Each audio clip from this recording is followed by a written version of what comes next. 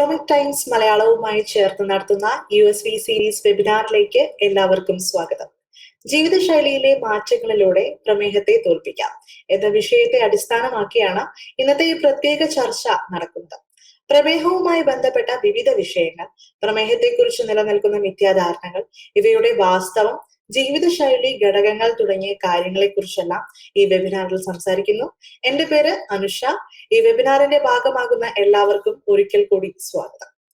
ജീവിതശൈലിയിലെ മാറ്റങ്ങളിലൂടെ പ്രമേഹത്തെ എങ്ങനെ തോൽപ്പിക്കാം എന്ന വിഷയത്തിലാണ് ഇന്ന് ചർച്ച നടത്തുന്നത്. ഈ സീരീസിന്റെ സ്പോൺസേഴ്സ് ആയ USVയോട് ഈ അവസരത്തിൽ ഞങ്ങൾ വളരെയധികം കടപ്പെട്ടിരിക്കുന്നു. പ്രമേഹത്തെക്കുറിച്ചും പ്രമേഹ രോഗികൾക്ക് ആരോഗ്യകരമായി എങ്ങനെ ജീവിതം നയിക്കാം എന്നതിനെ കുറിച്ചും സംസാരിക്കാൻ വിദഗ്ധരുടെ പാനൽ ഇന്ന് നമുക്കൊപ്പം ചേരുന്നുണ്ട്.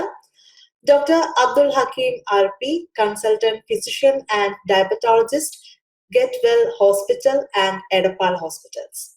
Hello, Doctor.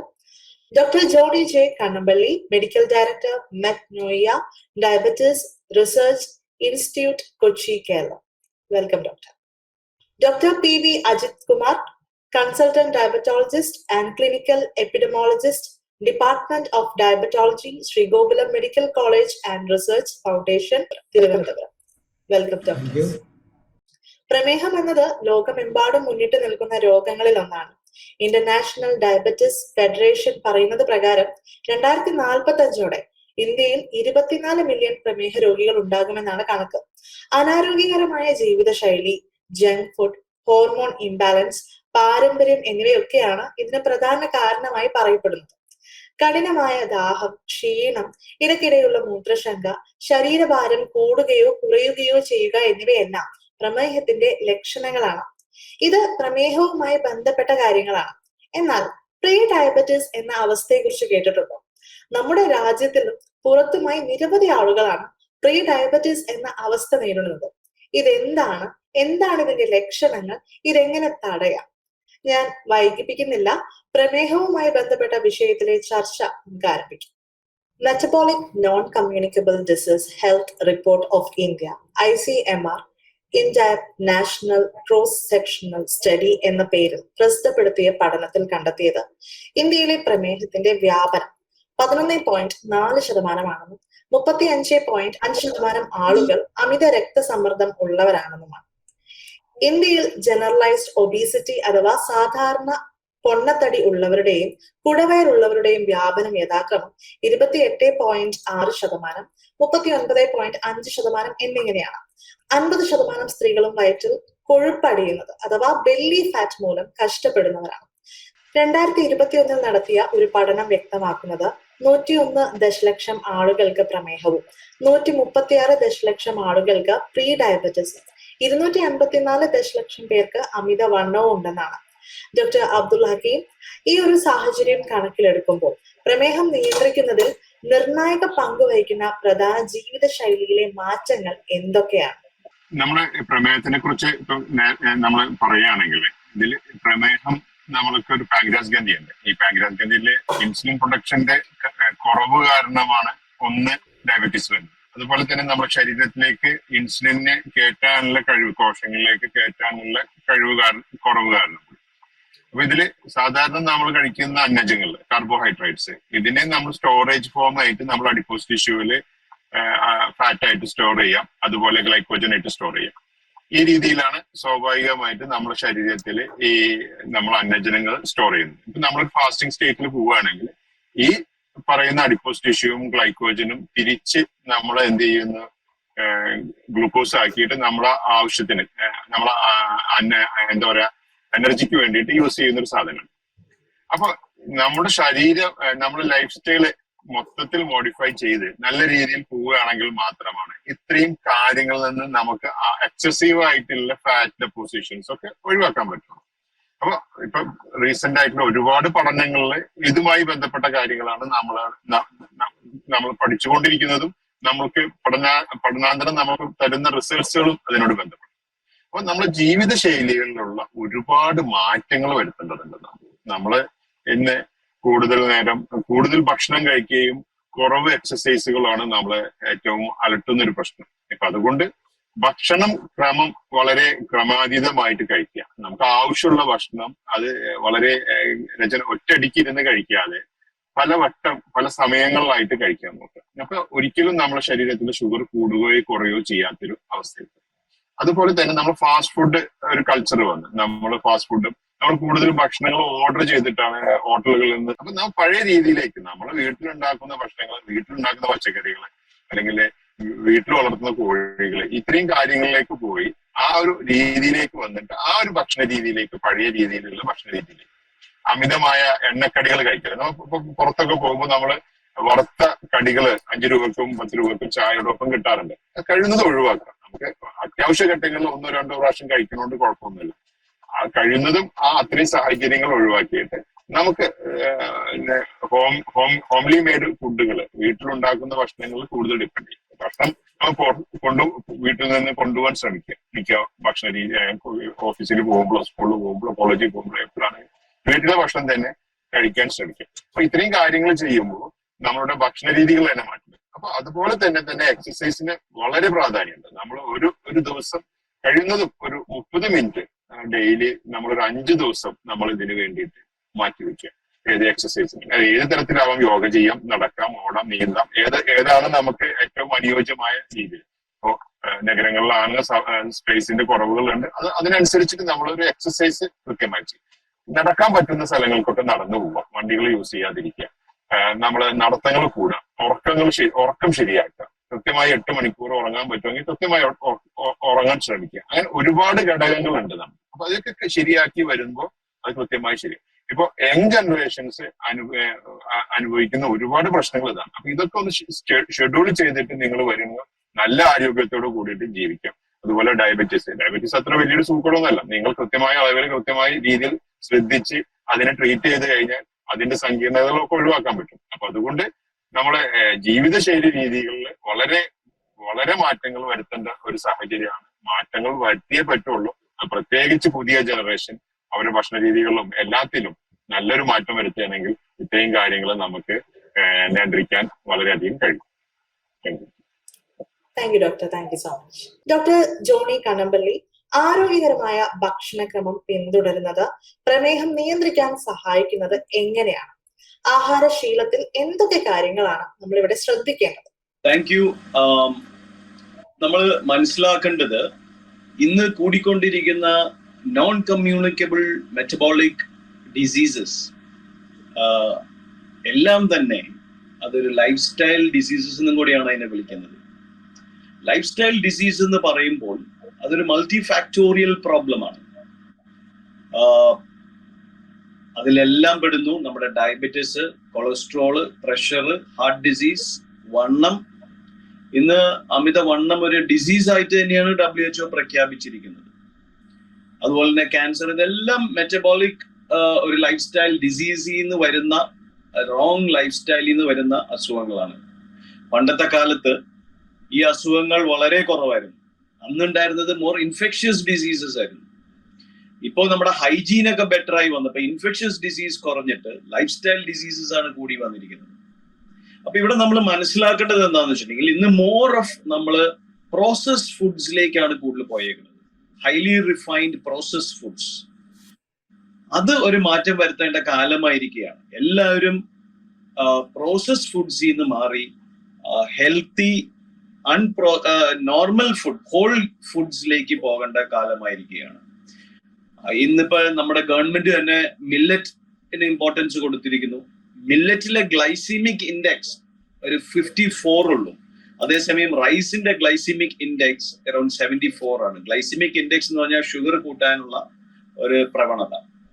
അപ്പൊ ഞാൻ പറഞ്ഞു വന്നത്, ഫസ്റ്റ് തിങ് എല്ലാവർക്കും ചെയ്യാവുന്ന ഈസി ആയിട്ടുള്ള സംഗതി, കഴിയുന്നതും ഈ പ്രോസസ്ഡ് ഫുഡ്സ് കുറയ്ക്കുക, ഹെൽത്തി ഫുഡ്സ്, നോർമൽ ഫുഡ്സ് കൂടുതൽ സമയം. 100% നമുക്ക് മാറാൻ പാടാണെന്ന് എനിക്കറിയാം. അപ്പോൾ 80% നമ്മുടെ വീടുകളിൽ കഴിക്കുന്ന ഫുഡ് ഹെൽത്തി ഫുഡുകളാക്കാം. രണ്ടാമത്തെ സംഗതി, നമ്മള് എക്സസൈസ്. ഇന്ന് കാലത്ത് ഇന്ന് എല്ലാവരും ഓഫീസിലും ചെയറിലും ലിഫ്റ്റിലും കാറിലും സഞ്ചരിക്കുന്ന ഒരു കാലഘട്ടമാണ്. നമ്മുടെ മസിൽസിന് ലോങ് മസിൽസിന് അധികം ആക്ടിവിറ്റി വരുന്നില്ല. ഈ ലോങ് മസിൽസിലാണ് ഇൻസുലിന്റെ പ്രവർത്തനവുമായി ബന്ധമുള്ളത്. അതിൽ GLUT4 റിസപ്റ്റേഴ്സ് എന്നൊക്കെ പറഞ്ഞ ഈ ഇൻസുലിനായിട്ട് പ്രവർത്തിക്കാൻ ആവശ്യമായിട്ടുള്ള റിസപ്റ്റേഴ്സ് അതിൻ്റെ ഉള്ളതാണ്. അപ്പൊ നമ്മുടെ മസിൽസ് ആക്റ്റീവ് അല്ലാണ്ടിരിക്കുമ്പോൾ മസിൽസ് ഡിറ്റോറേറ്റ് ചെയ്യും, മസിൽസിന്റെ വോള്യൂം കുറയും, സാർക്കോപീനിയ എന്ന് കൂടി വരുവാണ്. സാർക്കോപീനിയ എന്ന് പറഞ്ഞാൽ നമ്മുടെ മസിൽസ് കുറഞ്ഞു വരുന്നു. ഞാൻ ഇവിടെ നടത്തിയ ഒരു സ്റ്റഡിയിൽ around 60% of diabetic patients have sarcopenia, mild to moderate റേഞ്ചിൽ.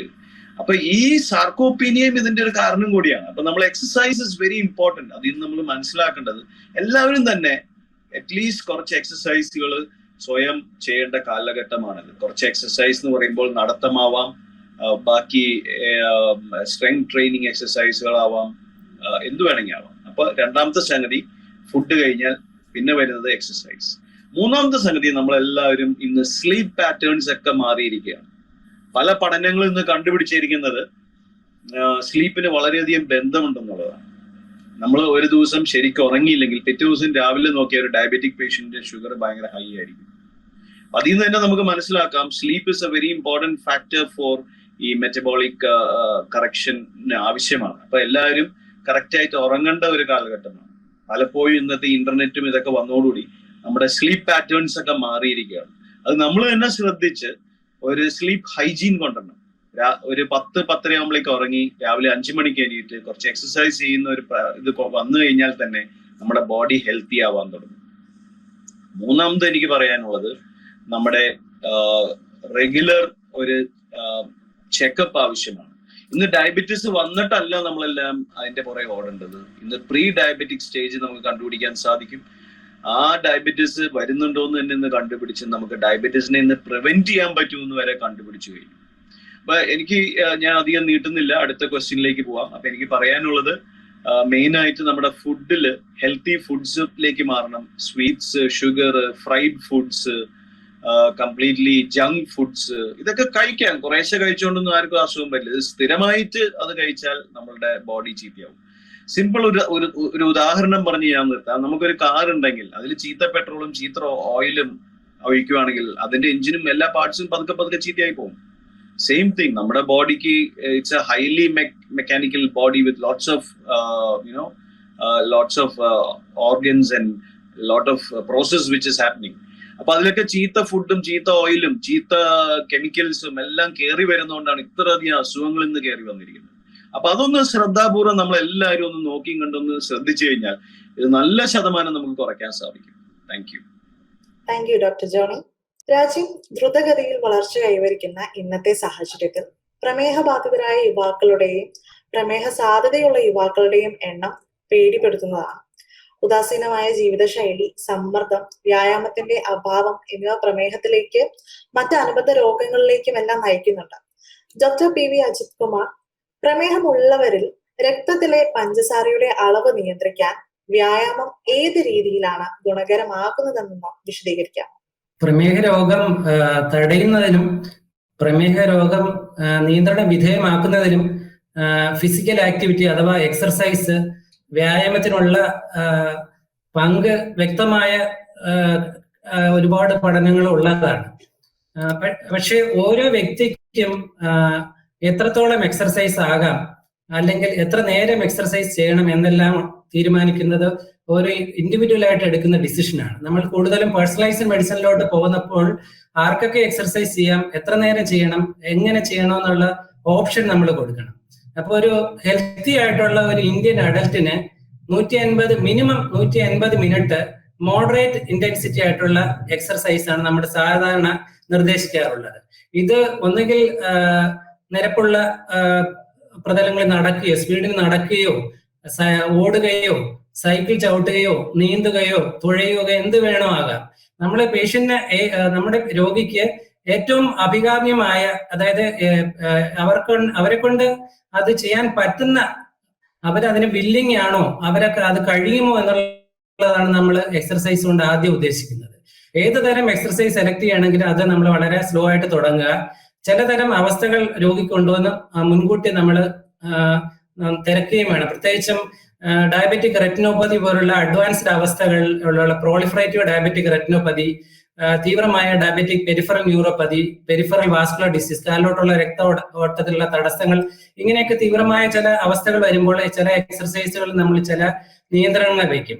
ഇതൊക്കെ ഈ പ്രശ്നങ്ങളില്ലാത്ത ഏതൊരു രോഗിക്കും 150 മിനിറ്റോ അതിന് മുകളിലോ ആയിട്ടുള്ള മോഡറേറ്റ് തീവ്രതയുള്ള ഈ പറഞ്ഞ ഏത് എക്സർസൈസ് വേണമെങ്കിലും നമുക്ക് നിർദ്ദേശിക്കാവുന്നതാണ്. ദിവസവും മിനിമം ഒരു 30 മിനിറ്റോ അതിൽ കൂടുതലോ ഇത് നമുക്ക് ചെയ്യാവുന്നതുമാണ്. ഇതിനോടൊപ്പം തന്നെ നമ്മള് മസിലുകളുടെയും എല്ലുകളുടെയും ദൃഢത കൂട്ടാൻ വേണ്ട ഇന്റൻസിറ്റി ആയിട്ടുള്ള എക്സർസൈസുകളും ആഴ്ചയിൽ 2 or 3 തവണയായിട്ട് നമുക്ക് മിനിമം ഒരു 15 മിനിറ്റ് ചെയ്യാവുന്നതാണ്. അപ്പോൾ ഈ എക്സർസൈസിനുള്ള റോള് നമ്മള് പേഷ്യന്റ് തുടക്കത്തിൽ വരുമ്പോൾ റെക്കോർഡ് ചെയ്യുന്ന ബോഡി വെയിറ്റിനെ കാട്ടി അമിത വണ്ണമോ പൊണ്ണത്തടിയോ ഉള്ളവരിലാണെങ്കിൽ ഒരു മിനിമം ഒരു 7% നമുക്ക് അതിന് മുകളിലോട്ടെങ്കിലും കുറയ്ക്കണമെന്നുള്ള ഒരു ലക്ഷ്യത്തിലാണ് നമ്മൾ ഇത് ചെയ്യുന്നത്. അപ്പൊ ഈ ലൈഫ് സ്റ്റൈൽ മോഡിഫിക്കേഷൻ നമുക്ക് ഏറ്റവും കോസ്റ്റ് എഫക്റ്റീവ് ആയിട്ട് പ്രമേഹം തടയുന്നതിനും പ്രമേഹം നിയന്ത്രണത്തിലാക്കുന്നതിനും നമുക്ക് ഒരുപാട് പഠനങ്ങളിലൂടെ തെളിയിക്കപ്പെട്ട വസ്തുതയാണ്. ഇതോടൊപ്പം നമ്മള് രോഗികള് സ്റ്റെപ്സ് കൗണ്ട് ചെയ്യുന്നതൊക്കെ ഉണ്ട് നമ്മുടെ പുതിയ ജനറേഷനിൽ. അപ്പോൾ മിനിമം ഒരു 5000 സ്റ്റെപ്സ് ഡെയിലി നടക്കുക, അത് മോണിറ്റർ ചെയ്യാനുള്ള ഗഡ്ജറ്റ്സുകളും ഡിവൈസുകളും ആപ്സും ഇപ്പോൾ അവൈലബിൾ ആണ്. സ്പീഡോമീറ്റർ, ആക്സിലറോമീറ്റർ, അതുമൊക്കെ നമുക്ക് നിർദ്ദേശിക്കാവുന്നതാണ്. അപ്പോൾ ഏതു തരം എക്സർസൈസ് ആയാലും അത് നമ്മുടെ ബോഡി വെയിറ്റ് കുറച്ചില്ലെങ്കിൽ കൂടി നമ്മുടെ ഇൻസുലിൻ റെസിസ്റ്റൻസ് കുറയ്ക്കാനും ഇൻസുലിന്റെ സംവേദനക്ഷമത കൂട്ടാനും ഉപകരിക്കും. അത് കാരണം ലൈഫ് സ്റ്റൈൽ മോഡിഫിക്കേഷൻ അതിൽ ഉൾപ്പെട്ട വ്യായാമം നമ്മുടെ ഏതു തരം ചികിത്സയുടെയും ഏറ്റവും മുന്നോടിയായിട്ട് നമ്മൾ പറയുന്നതാണ്. അത് ഓരോ തവണയും നമ്മൾ രോഗിയോട് വീണ്ടും ആവർത്തിച്ച് പറയാനായി ഞാൻ ഈ തരുണത്തിൽ ആഗ്രഹിക്കുന്നുണ്ട്. Okay, thank you doctor. Doctor Abdul Hakeem, പ്രമേഹത്തിന്റെ പശ്ചാത്തലത്തിൽ സംസാരിക്കുമ്പോൾ ആരോഗ്യകരമായ ആഹാരക്രമം പിന്തുടരുന്നതിൽ ആളുകൾ സാധാരണ നേരിടുന്ന വെല്ലുവിളികൾ എന്തൊക്കെയാണെന്നാണ് ഡോക്ടർ തോന്നുന്നത്? ICMR, Indian council of medical research ആണ് സാധാരണ നമ്മുടെ നാട്ടിൽ എല്ലാ റിസർച്ചുകളും ഒരു റിസർച്ച് നടത്തിയത്. Metabolic non communicable health reports of India, ICMR India BA എന്ന് പറഞ്ഞിട്ടുള്ള ഒരു പഠനം നടത്തിയത്. അതില് പറയുന്നത് 11.4% എന്തുണ്ട് ഡയബറ്റിക് വ്യാപനം, എന്നുവെച്ചാൽ പ്രമേഹം ഉണ്ട് എന്നുള്ളതാണ്. അതില് ഹൈപ്പർ ടെൻഷൻ നമുക്ക് 35.6% ജനങ്ങളിലുണ്ട് എന്നുള്ളത്. അപ്പൊ അതിൽ കൂടുതൽ നമ്മൾ പറയാനുള്ള സാധാരണ പൊണ്ണത്തടികൾ ഉണ്ടല്ലോ, അതേപോലെ ട്രങ്കൽ വയറ്റിൽ പൊണ്ണത്തടി, അത് ഈ സാധാരണ പൊണ്ണത്തടി ഒരു 28.6% ജനങ്ങളിലുണ്ട്. വയറിലെ പൊണ്ണത്തടി ഏകദേശം ഒരു 39.5%. അതിൽ ഏറ്റവും ശ്രദ്ധേയമായ ഒരു കാര്യം ഉണ്ടായിരുന്നത് 50% സ്ത്രീകളിലും ഈ വയറിലെ പൊണ്ണത്തടി 50% സ്ത്രീകൾക്കുണ്ട്. അപ്പൊ ഇതൊക്കെ എന്തുകൊണ്ടാന്ന് വെച്ച് കഴിഞ്ഞാൽ നമ്മളെ നാട്ടില് നമ്മളെ നഗരവൽക്കരണം നടന്നുകൊണ്ടിരിക്കുകയാണ് ഇന്ത്യ ഒട്ടൊക്കെ. ഇപ്പൊ ഒരു കാലഘട്ടം കഴിഞ്ഞു കഴിഞ്ഞാൽ നമ്മള് ഗ്രാമങ്ങളില്ലാത്തൊരു രാജ്യമായി ചിലപ്പോൾ മാറിക്കും. പ്രത്യേകിച്ച് കേരളം പോലത്തെ കേരളം തന്നെ നമ്മൾ എടുക്കുകയാണെങ്കിൽ ഒരു 5-8 കൊല്ലം കൂടി കഴിഞ്ഞു കഴിഞ്ഞാൽ നമ്മുടെ നാട്ടില് ഗ്രാമങ്ങൾ ഉണ്ടാവില്ല, പൂർണ്ണമായി നഗരവൽക്കരിക്കപ്പെട്ട ഒരു രീതിയിൽ പോയി. അപ്പൊ ഏറ്റവും കൂടുതൽ ഡയബറ്റീസ് ഉള്ള ആൾക്കാർ, പ്രമേഹം ഉള്ളത് ഈ നഗരങ്ങളിലാണ്. അപ്പൊ അത് നമ്മളെ അരിശതപ്പെടുത്തുന്ന ഒരു വലിയൊരു കാര്യമാണ്. ഇത്രയും ആൾക്കാർ നമ്മളെ ഇത് വരുന്നത്. ഇപ്പൊ നേരത്തെ ഡോക്ടർ അജിത്ത് പറഞ്ഞ പോലെ ആ ഒരു ഇനാക്ടിവിറ്റിനെസ്, നമ്മള് സാധാരണ പ്രവർത്തനങ്ങൾ, എക്സസൈസ് ഇല്ലാതെ, ഭക്ഷണത്തിലുള്ള മാറ്റങ്ങൾ, ഡോക്ടർ പറഞ്ഞ പോലെ, അപ്പൊ ഇതൊക്കെയാണ് കൂടുതലും നമ്മളുടെ നാട്ടില് ബുദ്ധിമുട്ടുണ്ടാക്കുന്നത്. അപ്പൊ ഇനി നമ്മൾ എന്താ വെച്ചാൽ ഇത്രയും ഗ്രാമങ്ങളെ നമ്മൾ നഗരവൽക്കരിക്കപ്പെടുമ്പോൾ ഈ പ്രശ്നങ്ങൾ കൂടെ ഒക്കെ നമ്മുടെ പുതിയ ജനറേഷനും കാര്യങ്ങളും പോകുമ്പോൾ അത് കൂടുതൽ പൊണ്ണത്തടിയിലേക്കും കാര്യങ്ങളിലേക്കും പോകും. ഇത് കൂടുതലായിട്ട് ഡയബറ്റീസ് പോലത്തെ, പ്രമേഹം പോലത്തെ രോഗങ്ങളിലേക്ക് നമ്മളെ നയിക്കുകയാണ്. അപ്പോൾ ഇത്രയും കാര്യങ്ങൾ നമ്മൾ ശ്രദ്ധിക്കേണ്ടതുണ്ട്. അപ്പൊ നമ്മുടെ ജീവിതശൈലികളിലുള്ള മാറ്റങ്ങൾ വളരെ അനിവാര്യമാണ്, ഡോക്ടർ പറഞ്ഞ പോലെ. അപ്പൊ അത്രയും കാര്യങ്ങൾ ശ്രദ്ധിച്ചു കഴിഞ്ഞാൽ നമുക്ക് അതിൽ നിന്ന് കരകയറാൻ പറ്റുള്ളൂ. അറ്റ്ലീസ്റ്റ് ഈ ഡാറ്റാസിൽ നിന്ന് പെർസെന്റേജുകളൊക്കെ നമുക്കൊന്ന് കുറക്കാൻ കഴിയുള്ളൂ. Thank you doctor. ഇന്ത്യയില് പ്രമേഹ രോഗികളുടെ എണ്ണം നഗരങ്ങളിലാണ് കൂടുതൽ എന്ന് കണക്കുകൾ സൂചിപ്പിക്കുന്നുവെങ്കിലും പഠനങ്ങൾ സൂചിപ്പിക്കുന്നത് ഗ്രാമീണ ഇന്ത്യയിൽ, പ്രത്യേകിച്ച് അതിവേഗം നഗരവൽക്കരിക്കപ്പെട്ട പ്രദേശങ്ങൾ, മാറിക്കൊണ്ടിരിക്കുന്ന ജീവിതശൈലി മൂലം പ്രമേഹ രോഗികളുടെ എണ്ണത്തിൽ വർധനയുണ്ടാകാൻ സാധ്യതയുണ്ടെന്നാണ്. ഡോക്ടർ ജോണി കനമ്പള്ളി, പ്രമേഹം നിയന്ത്രിക്കുന്നതിനുള്ള ജീവിതശൈലി മാറ്റങ്ങളിൽ സാംസ്കാരികമോ പ്രാദേശികമോ ആയ കാര്യങ്ങൾ പരിഗണിക്കേണ്ടതുണ്ടോ? ഞാൻ പറയുകയാണെങ്കിൽ ഇതിന്റെ അകത്ത് ഡയബറ്റിസും എല്ലാ ലൈഫ് സ്റ്റൈൽ ഡിസീസസും ഒരു മൾട്ടി ഫാക്ടോറിയൽ, പല കാരണങ്ങളാണ് ഇതിന് കാരണം. ഒരു കാരണത്തിനെ മാത്രം നമുക്ക് വിരൽ ചൂണ്ടാൻ പറ്റില്ല. അജിത്തും എല്ലാ രണ്ട് ഡോക്ടേഴ്സ് പറഞ്ഞ പോലെ എല്ലാം അതിലൊരു ഫാക്ടേഴ്സായി വരും. അപ്പൊ നമുക്ക് എങ്ങനെ ഒരു സാമൂഹികമായും ഇതിനെ എങ്ങനെ നേരിടാമെന്ന് പറയുമ്പോൾ കുറച്ചും കൂടിയും ഇപ്പൊ സിഗരറ്റ് എങ്ങനെ പണ്ട് ഒരു നോർമലായിട്ട് എല്ലാവരും ഉപയോഗിച്ചിരുന്ന സിഗരറ്റ് ഇന്ന് അത് കംപ്ലീറ്റ് ആയിട്ട് നിന്നുപോയി. അതിന്റെ ഭവിഷ്യവശത്ത് മനസ്സിലായി കഴിഞ്ഞപ്പോൾ പതുക്കെ പതുക്കെ കാലം ഒരു 10-15-20 കൊല്ലം കൊണ്ട് ഇന്ന് സിഗരറ്റ് വലിക്കുന്നവരുടെ എണ്ണം ഒരു 80-90% കുറഞ്ഞു. എന്ന് പറഞ്ഞ പോലെ ഏതൊരു ചേഞ്ചിനും കുറച്ചൊരു സമയമെടുക്കുമെങ്കിലും പതുക്കെ പതുക്കെ ഇങ്ങനത്തെ ബോധവൽക്കരണ പരിപാടികൾ കൂടുതൽ ചെയ്ത് ജനങ്ങളിലേക്ക് ഇങ്ങനത്തെ ഇൻഫർമേഷൻ എത്തിച്ചാൽ പതുക്കെ പതുക്കെ ജനങ്ങൾ അവരുടെ ജീവിതശൈലിയെ മാറ്റാൻ തുടങ്ങും.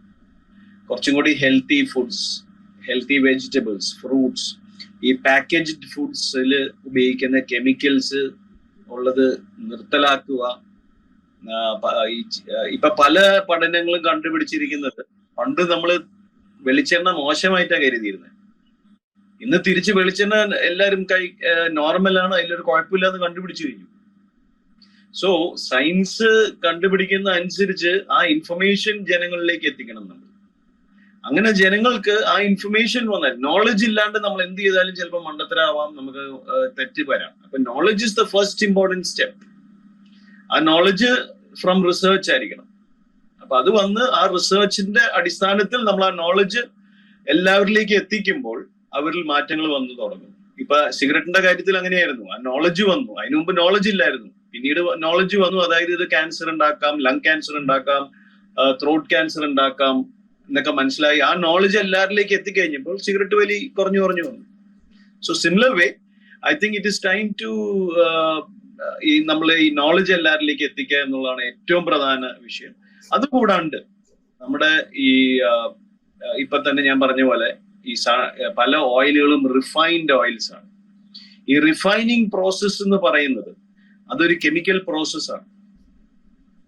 അതേസമയം കോക്കനട്ട് ഓയിലിൽ ഒരു കെമിക്കൽ പ്രോസസ്സിന്റെ ആവശ്യമില്ല, അത് നാച്ചുറൽ ആണ്. കംപ്ലീറ്റ്ലി ജസ്റ്റ് കൊപ്ര പിഴിഞ്ഞ് അതിൽ നിന്ന് ജസ്റ്റ് ഓയിൽ എടുക്കുന്നുള്ളൂ. അതിൽ ഈവൻ പ്രിസർവേറ്റീവ്സോ ഒന്നും ആവശ്യമില്ല അവിടെ. അത് പണ്ട് പാരമ്പര്യമായിട്ട് ഉപയോഗിച്ചിരുന്ന പോലെ തന്നെ ഇന്ന് ഉപയോഗിക്കാം. സോ അത് ഇന്ന് കണ്ടുപിടിച്ചു കഴിഞ്ഞു, ഇറ്റ് ഇസ് വെരി ഹെൽത്തി എന്നുള്ളത്. അത് ഒരു ഹാർട്ട് ഡിസീസും ഉണ്ടാക്കുന്നില്ല, കൊളസ്ട്രോളും ഉണ്ടാക്കുന്നില്ല എന്ന് കണ്ടുപിടിച്ചു കഴിഞ്ഞു, if it is used in moderation. Whereas trans fat പോലുള്ള അല്ലെങ്കിൽ refined oils are more dangerous എന്നുള്ളപ്പോൾ കണ്ടുപിടിച്ചു കഴിഞ്ഞു. അങ്ങനെ ഓരോ ഇതിലും നമ്മൾ സാമൂഹികമായ ഇടപെടലുകൾ നടത്തണം. അത് മീഡിയ വഴിയും പൊളിറ്റീഷ്യൻസ് വഴിയും എല്ലാ തലത്തിലും അത് ചെല്ലേണ്ടതാണ്. രണ്ടാമത്തെ എനിക്ക് പറയാനുള്ളത് ഫാമിംഗ് ലെവലില്, പിന്നെ ഫാമിംഗ് തുടങ്ങി ഫുഡ് പാക്കേജിങ് വരെ ഇന്ന് പല കെമിക്കൽസും ഉപയോഗിക്കുന്നുണ്ട്. ഇതൊക്കെ പല അസുഖങ്ങൾക്കും കാരണമാവുന്നുണ്ട്. ക്യാൻസർ തുടങ്ങി, ഒബീസിറ്റി തുടങ്ങി. ഹോർമോൺ ഡിസ്റപ്റ്റേഴ്സ് ആണ് പല കെമിക്കൽസും. ഹോർമോൺ ഡിസ്റപ്റ്റേഴ്സ് എന്ന് പറയുന്ന പല കെമിക്കൽസും ഇന്ന് ഫുഡിൽ വരുന്നുണ്ട്. അത് നമ്മുടെ മെറ്റബോളിക് പ്രോസസ്സിനെ പതുക്കെ മാറ്റുന്നുണ്ട്, നമ്മൾ അറിയുന്നില്ല. അപ്പോൾ അങ്ങനത്തെ പല കെമിക്കൽസ് ഉപയോഗവും കുറച്ച് കൊണ്ടുവന്ന് അത് നിർത്തലാക്കണം. അപ്പൊ അതിന് ഞാൻ പലപ്പോഴും പല സ്ഥലത്തും പറയാറുണ്ട്, ഫാമേഴ്സിന് പ്രോഫിറ്റബിലിറ്റി കുറയുന്നതുകൊണ്ടാണ് അവർ ഈ കെമിക്കൽ അടിക്കലും പല ഹാംഫുൾ പെസ്റ്റിസൈഡ്സും അടിക്കുമ്പോൾ നമുക്ക് അത് ഹാംഫുൾ ആവുന്നു. അപ്പോൾ ഫാർമറിന്റെ produce is the first point where we have to tackle. അവിടെ ഈ ഹാർംഫുൾ ക്യാൻസറോജിനസ് അല്ലെങ്കിൽ ഹോർമോൺ ഡിസ്റപ്റ്റേഴ്സ് അടിക്കുന്നത് എങ്ങനെയാണ് കുറയ്ക്കുക, എങ്ങനെയാണ് നിർത്തുക എന്നുള്ളത് നമ്മൾ പലരും അത് ഗവൺമെന്റ് തലത്തിൽ ഒരു സെസ്, ഫാർമർ സെസ് ഇൻട്രൊഡ്യൂസ് ചെയ്യുന്നത് നല്ലതാണ്. ഹെൽത്തി ഫുഡ്സിന് സെസ് എടുത്തിട്ട് അവർക്കത് സബ്സിഡി ആയിട്ട് കൊടുത്തു കഴിഞ്ഞാൽ ഹെൽത്തി ഫുഡ് കൊടുക്കാൻ ജനങ്ങളിലേക്ക് എത്തിക്കാൻ സാധിക്കുവാണെങ്കിൽ തന്നെ പകുതി അസുഖങ്ങൾ കുറയ്ക്കാൻ സാധിക്കും. ഹെൽത്തി ആയിട്ടുള്ള ഫുഡിലാണ് ഞാൻ പറയുന്ന എപ്പോഴും ഏറ്റവും best medicine. Medicine is the best food. നല്ല ഹെൽത്തി ഫുഡ് കഴിക്കാൻ പറ്റുവാണെങ്കിൽ അവിടെ തന്നെ ഒരു മെഡിസിൻ വന്നു കഴിഞ്ഞു. അപ്പോൾ എനിക്ക് ചുരുക്കി പറയാനുള്ളത്, ഇത് അത്ര എളുപ്പമുള്ള സംഗതി അല്ല എന്ന് എനിക്കറിയാം. എന്നാലും ഒരു തുടക്കമായിട്ട് ഇങ്ങനെ പലതും ചിന്തിക്കേണ്ടിയിരിക്കുന്നു. Thank you. Okay, thank you doctor. ഇപ്പം മാറിക്കൊണ്ടിരിക്കുന്ന സാമൂഹിക പ്രവണതകൾക്കൊപ്പം കുടുംബം എന്ന ആശയവും അതിവേഗം മാറിക്കൊണ്ടിരിക്കുകയാണ്. അതിനാൽ പരമ്പരാഗത കുടുംബ പശ്ചാത്തലത്തിൽ നിന്നുകൊണ്ട് മാത്രം പ്രമേഹ പരിചരണത്തെ കുറിച്ച് സംസാരിക്കുന്നതിൽ കാര്യമില്ല. പ്രമേഹത്തിന്റെ മറ്റൊരു പ്രധാന കാരണമാണ് സമ്മർദ്ദം. Doctor P V Ajith Kumar, mindfulness, meditation എന്നിവ പോലെ സമ്മർദ്ദം നിയന്ത്രിക്കാൻ സഹായിക്കുന്ന മാർഗങ്ങൾ പിന്തുടരുന്നത് പ്രമേഹം നിയന്ത്രിക്കാൻ സഹായിക്കും. തീർച്ചയായും നമ്മൾ ഈ ഒരു വലിയൊരു എപ്പിഡമിക് മരുന്നുകളുടെ സഹായത്താൽ മാത്രം ഇതിന് തരണം ചെയ്യാൻ പറ്റുമെന്ന് ഞാൻ വിശ്വസിക്കുന്നില്ല. മരുന്നുകളോടൊപ്പം ഒരു മനസ്സും നമ്മൾ അത്രയും കെയർ ചെയ്യണം. ഒരുപാട് സ്ട്രെസ്, ആങ്സൈറ്റി, ഡിപ്രഷൻ എല്ലാം എല്ലാ ക്രോണിക് ഡിസീസുകളുടെയും കൂടപ്പിറപ്പുകളാണ്. അപ്പൊ ഇതിന് നമ്മൾ എങ്ങനെ ടാക്കിൾ ചെയ്യുമെന്ന് അനുസരിച്ചിരിക്കും.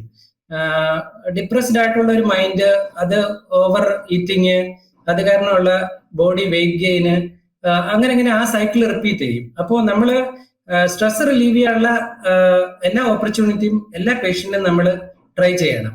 അതിന് പല തലങ്ങളുണ്ട്. അത് ഫിസിക്കല്, സൈക്കോ സോഷ്യൽ, ബിഹേവിയർ, പല തലങ്ങളിൽ നമുക്ക് ഇടപെടാൻ പറ്റും.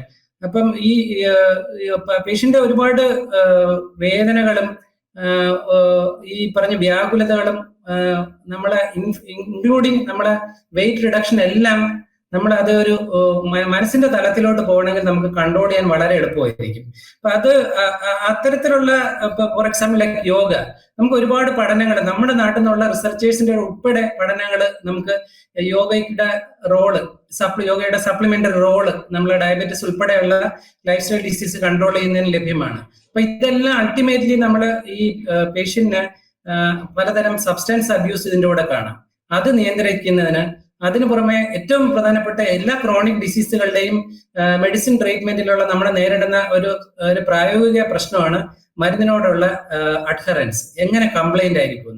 ജീവിതകാലം മൊത്തം മരുന്ന് കഴിക്കുന്നതിന് കംപ്ലൈൻസ് കൂട്ടുന്നതിന് ശക്തമായ ഒരു ഹെൽത്തി ആയിട്ടുള്ള മൈൻഡ് വളരെ ഇമ്പോർട്ടന്റ് ആണ്. അപ്പം നമ്മൾ യോഗ പോലുള്ള അതർ മെഡിറ്റേഷൻസ് എല്ലാം ഇത്തരം പേഷ്യന്റ് ഡ്രഗ് അഡ്ഹറൻസ്, കംപ്ലൈൻസ് കൂട്ടുന്നതിനും അതുവഴി പേഷ്യന്റിന് ഒരു HbA1c reduction, body weight reduction, എങ്ങനെ നമ്മളെ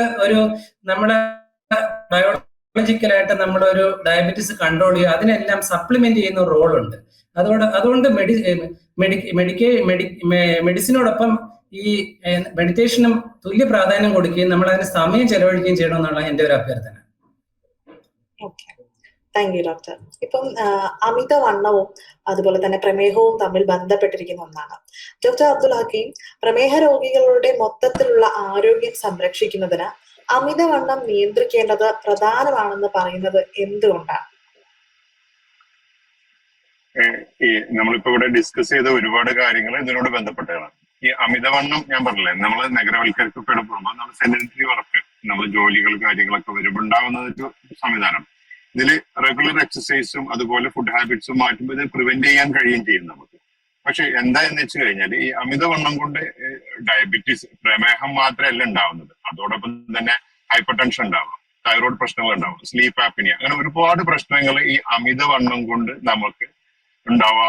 ഒരുപാട് സൂക്കടുകൾ, നമുക്ക് സ്കെൽറ്റൽ, എല്ലുപരമായ അങ്ങനത്തെ രോഗങ്ങളൊക്കെ വർദ്ധിക്കാനുള്ള ഒരു കാരണമാണ്. അപ്പൊ അമിതവണ്ണം എത്രത്തോളം നമ്മൾ കുറക്കാൻ പറ്റുമെന്നുള്ളതാണ് നമ്മൾ ചെയ്യേണ്ടത്. അതിന് നമ്മൾ നേരത്തെ പറഞ്ഞ ഒരുപാട് കാര്യങ്ങൾ കൃത്യമായി ചെയ്തു കഴിഞ്ഞാൽ ഇതിന്റെ തോതുകൾ കുറക്കാൻ പറ്റും. അപ്പൊ അമിതവണ്ണം ഒരുപാട് കാരണങ്ങൾ, ഒരുപാട് അസുഖങ്ങൾക്ക് കാരണമാകുന്നത് കൊണ്ട് അത് കൃത്യമായി നമ്മൾ എങ്ങനെ അതാണ് നമ്മളെ ഇപ്പോഴത്തെ ജനറേഷൻ, ഒരു ന്യൂ ജനറേഷന്റെ പ്രശ്നങ്ങൾ അതാണ്. അവർ ഫാസ്റ്റ് ഫുഡിലേക്ക് മാറി നമ്മൾ പാരമ്പര്യ രീതിയിലുള്ള ഭക്ഷണ രീതികളിലേക്ക് പോവുകയാണെങ്കിൽ ഇത്രയും അമിതവണ്ണം ഉണ്ടായിരുന്നത്. അന്ന് നമ്മളെ കൃത്യമായി എന്താ പറയുക, ഭക്ഷണ രീതികളൊക്കെ ക്രമീകരിക്കുകയും എക്സസൈസുകൾ ഉണ്ടായിരുന്നു. ഇന്നിപ്പോ നമ്മള് ഒരു ചെറിയ ദൂരം, സാധാരണ ചെറിയൊരു ദൂരത്തേക്ക് പോവെങ്കിൽ പോലും നമ്മൾ ബൈക്ക് യൂസ് ചെയ്യുന്ന ആൾക്കാർ. പണ്ട് അങ്ങനെയല്ല, നമ്മൾ കൂടുതൽ നടന്നിരുന്നത്.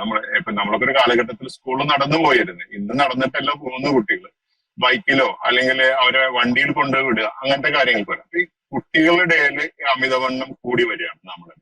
ആ അമിതവണ്ണം പിന്നീട് അവര് ഒരിക്കലും കുറക്കാൻ പറ്റാത്ത ഒരു അവസ്ഥയിലേക്ക് വരുമ്പോൾ അവർ ഫുഡ് ഹാബിറ്റ്സും അല്ലെങ്കിൽ ഒരു ഫിസിക്കൽ ആക്ടിവിറ്റി ഇല്ലാതൊക്കെ വരുന്നത് കൂടുതൽ അമിതവണ്ണത്തിലേക്ക് പോകുമ്പോൾ ഒരുപാട് സൂക്കറിലേക്ക് അത് കൊണ്ടെത്തിക്കുകയാണ്. അപ്പൊ അമിതവണ്ണം നിയന്ത്രിക്കല് വളരെ നിർബന്ധമായിട്ടുള്ള ഒരു കാര്യമാണ്.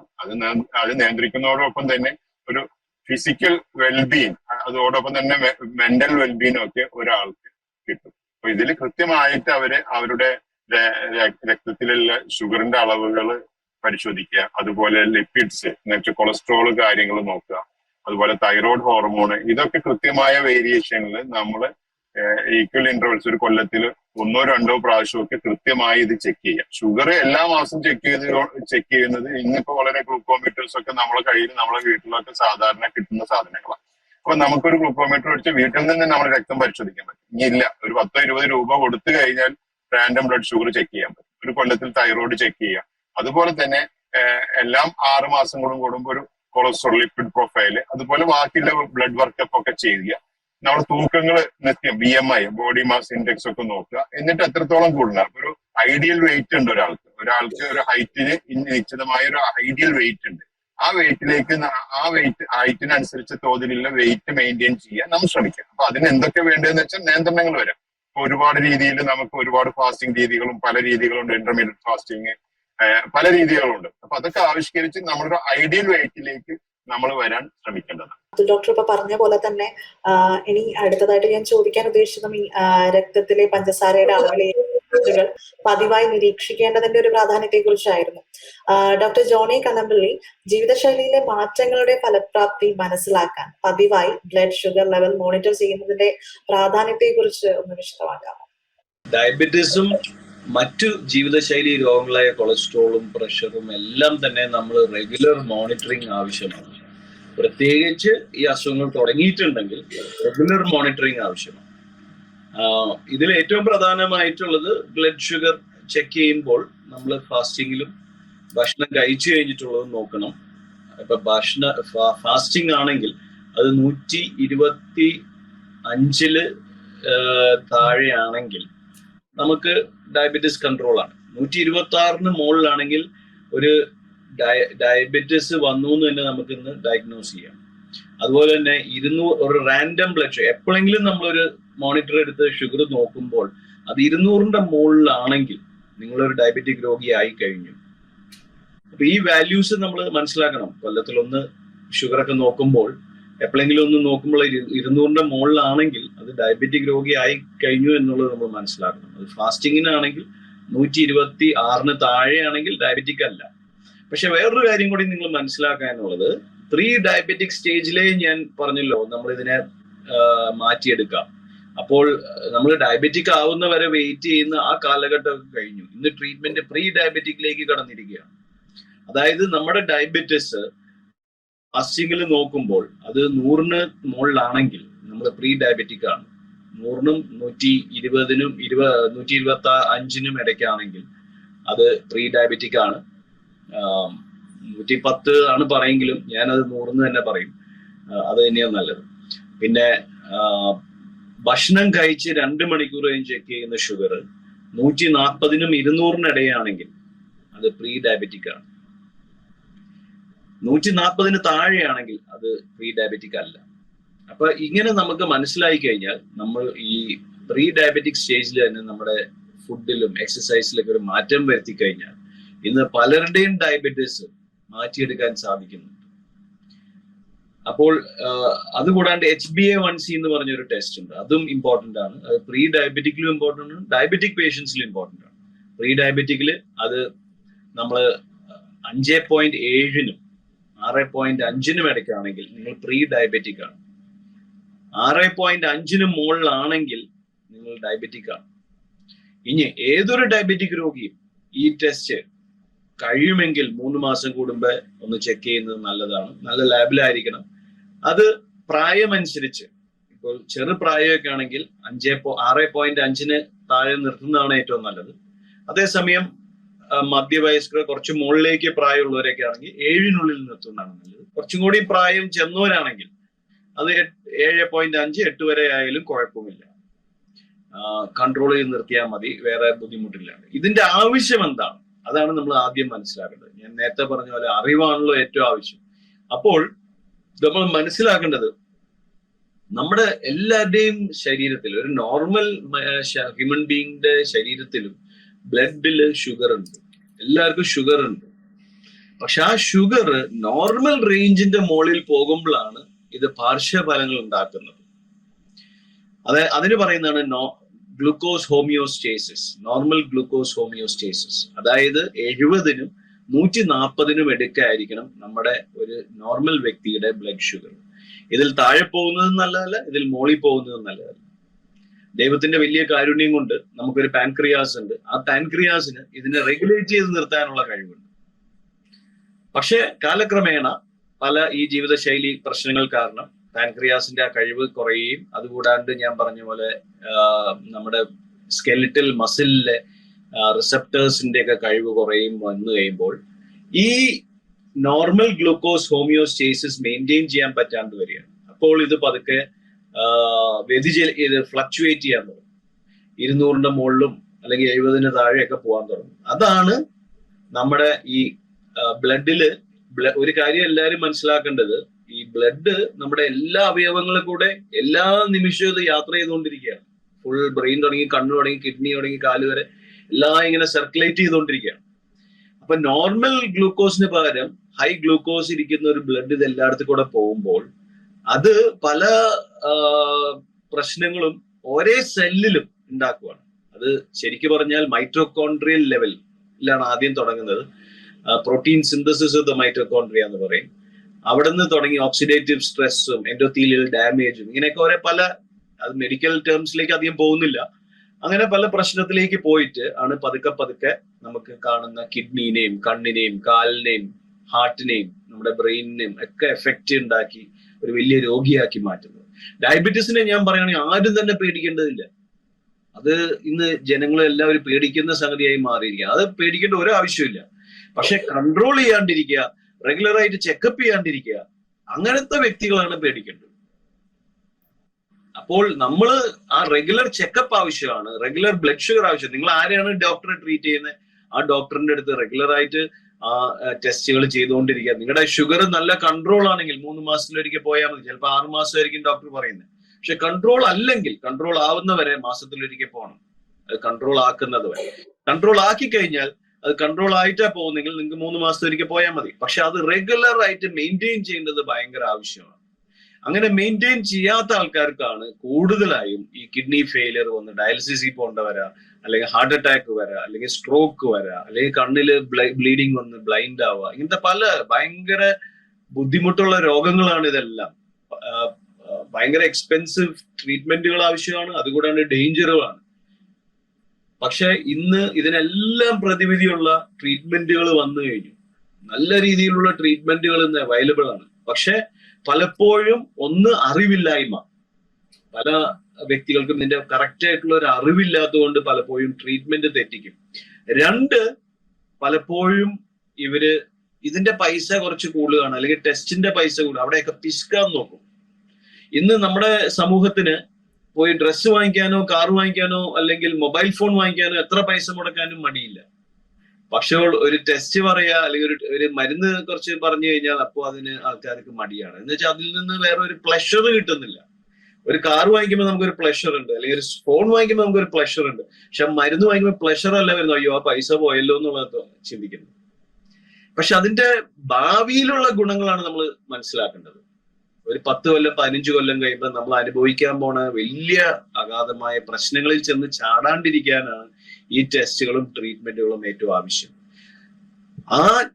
ആ പ്രിവെൻഷൻ മുമ്പിലേക്ക് കാണണം നമ്മൾ. പ്രിവെൻഷൻ ഓഫ് ഡയബറ്റീസ് തന്നെ ആദ്യം ചെയ്യാം, പിന്നെ പ്രിവെൻഷൻ ഓഫ് ഡിസീസസ്. ഡയബറ്റീസ് ഉണ്ടാവുന്ന ഡിസീസസിനെ നമുക്ക് ഇന്ന് ചെയ്യാവുന്ന പല ട്രീറ്റ്മെന്റ് ടെസ്റ്റുകളുണ്ട്. അതിന് കുറച്ച് എക്സ്പെൻസ് വന്നാലും കുറച്ച് കോസ്റ്റ് വന്നാലും ഭാവിയിൽ വരുന്ന കോസ്റ്റിനെ നോക്കുമ്പോൾ, ഒരു ആൻജിയോപ്ലാസ്റ്റിക്ക് വരുന്ന കോസ്റ്റ്, അല്ലെങ്കിൽ ബൈപ്പാസ് സർജറിക്ക് വരുന്ന കോസ്റ്റ്, അല്ലെങ്കിൽ ഡയാലിസിസിന് വരുന്ന കോസ്റ്റൊക്കെ വെച്ച് നോക്കുമ്പോൾ അതിന്റെ ഒരു 100-ൽ 1 അംശം പോലും വരുന്നില്ല. പക്ഷെ പലപ്പോഴും ആൾക്കാർ അത് ചിന്തിക്കില്ല. അവരിപ്പത്തെ കോസ്റ്റ് മാത്രം ചിന്തിക്കുന്നത്, അയ്യോ അതൊന്നും വേണ്ട ഡോക്ടറെ, നമുക്ക് ഇപ്പൊ വലിയ ബുദ്ധിമുട്ടൊന്നും ഇല്ലല്ലോ, എനിക്ക് വേറെ ബുദ്ധിമുട്ടൊന്നുമില്ല, പിന്നെ ഞാൻ എന്തിനിപ്പോ ഇത്രയും വലിയ ടെസ്റ്റ് ഇത്രയും വലിയ മരുന്നൊക്കെയാണ് പലരും ചിന്തിക്കുന്നത്. പക്ഷെ നമ്മള് ഏറ്റവും ഇമ്പോർട്ടന്റ് ആയിട്ട് മനസ്സിലാക്കേണ്ടത് ഡയബറ്റിസ് ഒരു സൈലന്റ് ഡിസീസ് ആണ്, സൈലന്റ് കില്ലർ എന്നാണ് ഇതിന് പറയുന്നത്.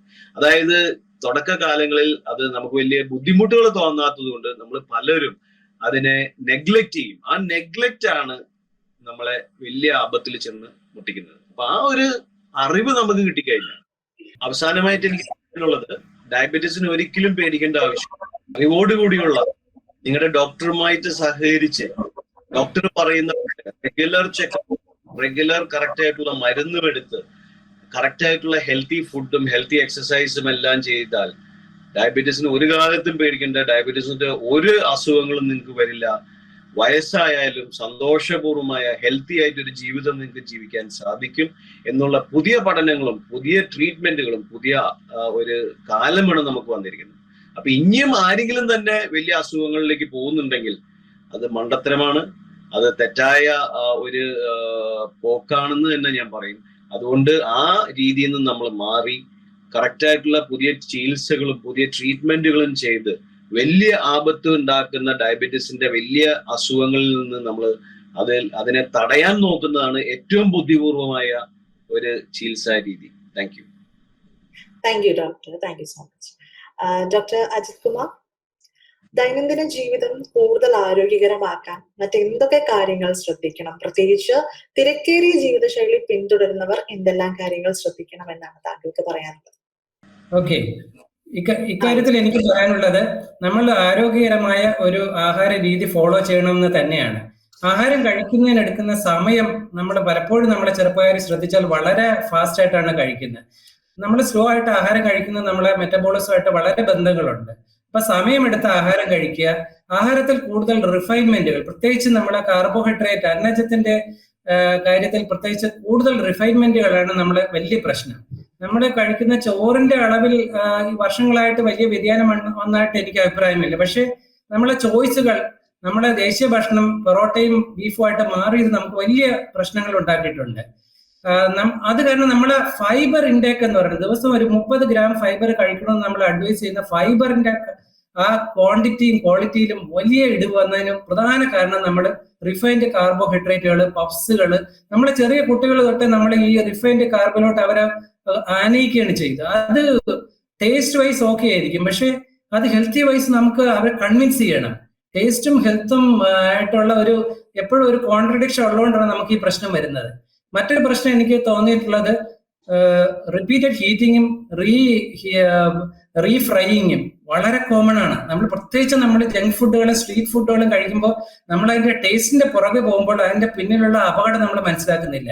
മിക്കപ്പോഴും റീഹീറ്റഡ് ആയിട്ടുള്ള ഓയിലുകളാണ് യൂസ് ചെയ്യുന്നത്. അത് ഒരുപാട് ആരോഗ്യ പ്രശ്നങ്ങൾ, നമ്മളെ ചെറുപ്പക്കാരിലെ ഹൃദ്രോഗത്തിനുള്ള സാധ്യത കൂട്ടുന്നതിന് വലിയൊരു ഘടകം ഈ സ്ട്രീറ്റ് ഫുഡ് ആണെന്നുള്ളത് നമ്മൾ സമ്മതിക്കാതിരിക്കാൻ പാടില്ല. അതോടൊപ്പം വേറൊരു കാര്യം എനിക്ക് തോന്നിയിട്ടുള്ളത്, പലപ്പോഴും നമ്മള് യങ്സ്റ്റേഴ്സ് ചോദിക്കുന്ന ഒരു കാര്യം ആർട്ടിഫിഷ്യൽ സ്വീറ്റ്നേഴ്സ് ഉപയോഗിക്കാം. സ്ഥിരം നമ്മൾ ക്ലിനിക്കുകളിൽ നേരിടുന്ന ചോദ്യങ്ങളാണ്. അപ്പൊ ആർട്ടിഫിഷ്യൽ സ്വീറ്റ്നേഴ്സിൽ എനിക്ക് പറയാനുള്ളത്, നമ്മളെ ഗട്ടിലുള്ള മൈക്രോബ്സും നമ്മളെ ആരോഗ്യവും നമ്മളെ ഡയബറ്റീസ് ആയിട്ടുള്ള ബന്ധം നമ്മൾ കൂടുതൽ മനസ്സിലാക്കി വരികയാണ്. അപ്പൊ നമ്മളെ ഗട്ട് മൈക്രോബ്സിന്റെ ആ വൈവിധ്യം, ആ ഡൈവേഴ്സിറ്റിയെ നമ്മൾ നശിപ്പിക്കും നമ്മൾ ഈ ആർട്ടിഫിഷ്യൽ സ്വീറ്റ്നർ കൊടുക്കുകയാണ്. അപ്പൊ അത് ദാറ്റ് വിൽ അൾട്ടിമേറ്റ്ലി എനിക്ക് തോന്നുന്നത് increase insulin resistance. Insulin resistance കൂടുന്ന ഒബ്വിയസ്ലി നമുക്ക് ഡയബറ്റീസ് ഉൾപ്പെടെ ബാക്കി ഹൃദ്രോഗം ഉൾപ്പെടെ എല്ലാത്തരം ലൈഫ് സ്റ്റൈൽ ഡിസീസുകളുടെയും ഒരു വാതിൽ തുറക്കുന്നതിന് തുല്യമാണ്. അപ്പൊ നമ്മുടെ ചെറുപ്പക്കാരോട് യങ്സ്റ്റേഴ്സ് പറയാനുള്ളത്, നിങ്ങൾ ഹെൽത്തി ആയിട്ടുള്ള ഫുഡ് കഴിക്കൂ. അതിന്റെ പെർസെൻറ്റേജും പ്രൊപ്പോർഷനിലോട്ടും പോകാതെ ഒരു ഹെൽത്തി പോർഷൻ കഴിക്കൂ. അതിന് നിങ്ങളെ സഹായിക്കുന്ന ഘടകങ്ങളൊക്കെയാണ് എളുപ്പത്തിൽ മനസ്സിലാക്കാൻ പറ്റുന്ന മൈപ്ലേറ്റ് പോലുള്ള ഫുഡ് പോർഷൻ സൈസ്, ഇതൊക്കെ നമുക്ക് മനസ്സിലാക്കാൻ ഏറ്റവും എളുപ്പത്തിൽ പറ്റുന്ന ഒരു വിഷ്വലായിട്ട് കാണിക്കാൻ പറ്റുന്നതാണ് നമ്മളെല്ലാവരും ക്ലിനിക്കിൽ വെച്ചിട്ടുള്ള മൈപ്ലേറ്റ്. 50% നിങ്ങൾ പച്ചക്കറികളും ഫ്രൂട്ട്സും കൊണ്ട് നിറയ്ക്കൂ. പച്ചക്കറികൾ തന്നെ നമ്മൾ അത് കുക്ക് ചെയ്തതും അൺകുക്ക്ഡ് ആയിട്ടുള്ള പച്ചക്കറി വയ്ക്കും. വൈവിധ്യം കൂട്ടുന്നത് നമ്മൾ അക്സെപ്റ്റൻസ് കൂട്ടും. ഫുഡിന്റെ ടേസ്റ്റും അക്സെപ്റ്റൻസും നമ്മളെ അഡ്വൈസും ഒക്കെ ആയിട്ട് വളരെ ബന്ധപ്പെട്ടിരിക്കുന്നത്. അപ്പൊ നമുക്കൊരു വെറൈറ്റി ഓപ്ഷൻസ് കൊടുക്കാൻ, ഒരു മൊണോട്ടണസ് ആവണമെങ്കിൽ ഒരു ഡയറ്റ് പ്ലാനും വർക്ക് ചെയ്യത്തില്ല. അപ്പം നമുക്ക് ഓരോ ഇൻഡിവിജ്വൽ പേഷ്യന്റിനും അനുസരിച്ചുള്ള ഒരു ഡയറ്റ്, അതൊരു റിയലിസ്റ്റിക് ആയിട്ട് ഫോളോ ചെയ്യാൻ പറ്റുന്ന, കാർബോഹൈഡ്രേറ്റ് നമ്മൾ പറയും 50-60% നിർത്തും എന്ന് പറയും. നമ്മൾ പല പേഷ്യന്റ് നോക്കുമ്പോൾ 60% കൂടെ കാർബോഹൈഡ്രേറ്റ് ഇല്ല, പക്ഷെ ആ കാർബോഹൈഡ്രേറ്റിന്റെ ക്വാളിറ്റി വളരെ മോശമായിട്ടുണ്ട്. ടോട്ടലി റിഫൈൻ കാർബോഹൈഡ്രേറ്റ്സ് ആണ് അവർ കൂടുതൽ കഴിക്കുന്നത്. White rice brown rice white റൈസിലോട്ട് മാറിയത് ഒരു ചെറിയ ഘടകം അല്ലെന്ന് പറയാൻ പറ്റത്തില്ല. അത് ഗ്ലൈസമിക് ഇൻഡെക്സിൽ ചെറിയ വ്യതിയാനം ഉള്ളെങ്കിലും അതൊരു ഘടകമായിട്ട് തന്നെ ഞാൻ എടുക്കുന്നുണ്ട്. നമ്മള് ഡോക്ടർ ജോണി പറഞ്ഞ പോലെ മില്ലറ്റ്സ് ഒരു ഓപ്ഷനാണ്, പക്ഷെ മില്ലറ്റ്സിന്റെ കൃഷി നമ്മുടെ കേരളം പോലുള്ള സംസ്ഥാനത്ത് വളരെ കുറവാണ്. അതിന്റെ ലഭ്യത, അതിന്റെ വില, ഇതൊക്കെ നമുക്കൊരു ഇനിഷ്യൽ ഹർഡിൽസ് ആണ്. നമുക്ക് എല്ലാ പേഷ്യന്റിനും അഡ്വൈസ് ചെയ്യാനും ഒരു ആൾട്ടർനേറ്റ് ഓപ്ഷൻ എന്നുള്ള രീതി അതിനെ പരിഗണിക്കാനുള്ള ചില സാങ്കേതിക തടസ്സങ്ങളാണ്. അത് ഒരു ലോജിസ്റ്റിക് ഇഷ്യൂ ആണ്. നാട്ടിൻപുറത്ത് ഉള്ള ഒരു മെഡിക്കൽ കോളേജ് വർക്ക് ചെയ്യുന്ന എനിക്കത് ചില സമയങ്ങളിൽ എല്ലാ പേഷ്യന്റിനോടും അഡ്വൈസ് ചെയ്യുന്നതിനും ബുദ്ധിമുട്ടുണ്ട്. പക്ഷെ പലപ്പോഴും പേഷ്യന്റ് ഡയറ്റിനോട് നമ്മൾ അതിന് നമ്മൾ we have to give time to listen to that എന്ന് മാത്രമേ ഉള്ളൂ. നമ്മളെ പേഷ്യന്റിനോട് കൂടുതൽ നമ്മൾ സമയം കണ്ടെത്താൻ പറ്റുകയാണെങ്കിൽ തന്നെ നമ്മളെ ചികിത്സകളും മരുന്നുകളൊക്കെ കൂടുതൽ ഫലപ്രദമെന്നാണ് എനിക്ക് തോന്നുന്നത്. Okay, thank you doctor, thank you so much. Webinar section ഏകദേശം ഇവിടെ കംപ്ലീറ്റ് ആവുകയാണെന്നുണ്ടെങ്കിൽ വളരെ നന്ദി doctor Abdul Hakeem RP, doctor Johny J Kannampally, doctor PV Ajith Kumar. ജീവിതശൈലിയിൽ കൊണ്ടുവരുന്ന മാറ്റങ്ങളിലൂടെ പ്രമേഹത്തെ എങ്ങനെ ചെറുക്കാം എന്നതിനെ കുറിച്ച് ഈ സെഷനിലൂടെ ആഴത്തിൽ മനസ്സിലാക്കാൻ നമുക്ക് ഓരോരുത്തർക്കും കഴിഞ്ഞിട്ടുണ്ടെന്ന് ഞാൻ മനസ്സിലാക്കുന്നു. നിങ്ങളുടെ വിലയേറിയ നിർദ്ദേശങ്ങൾ ഞങ്ങളുമായി പങ്കിട്ടതിന് വളരെ നന്ദി. വളരെയധികം അറിവ് പകരുന്ന ഈ സെഷനിന്റെ ഭാഗമായ എല്ലാവർക്കും ഒരിക്കൽ കൂടി ഇതോടെ ഞങ്ങളുടെ USV സീരീസ് വെബിനാർ അവസാനിക്കുകയാണ്. എല്ലാവർക്കും ഒരിക്കൽ കൂടി നന്ദി. Thank you sir. Thank you. Thank U.